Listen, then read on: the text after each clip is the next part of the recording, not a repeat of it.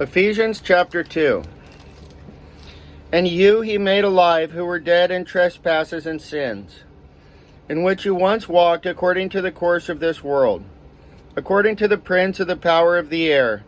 the spirit who now works in the sons of disobedience, among whom also we all once conducted ourselves in the lusts of our flesh, fulfilling the desires of the flesh and of the mind, and were by nature children of wrath,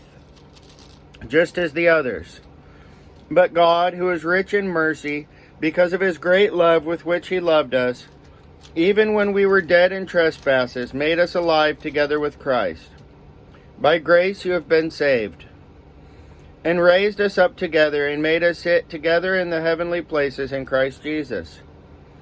that in the ages to come he might show the exceeding riches of his grace in his kindness toward us in Christ Jesus. For by grace you have been saved through faith, and that not of yourselves, it is the gift of God, not of works, lest anyone should boast. For we are his workmanship, created in Christ Jesus for good works, which God prepared beforehand that we should walk in them. Therefore remember that you, once Gentiles in the flesh, who are called uncircumcision by what is called the circumcision made in the flesh by hands, that at that time you were without Christ, being aliens from the commonwealth of Israel, and strangers from the covenants of promise, having no hope and without God in the world. But now in Christ Jesus, you who once were far off have been brought near by the blood of Christ. For he himself is our peace, who has made both one, and has broken down the middle wall of separation, having abolished in his flesh the enmity, that is, the law of commandments contained in ordinances, so as to create in himself one new man from the two, thus making peace,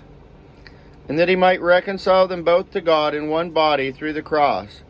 thereby putting to death the enmity. And he came and preached peace to you who are afar off, and to those who were near.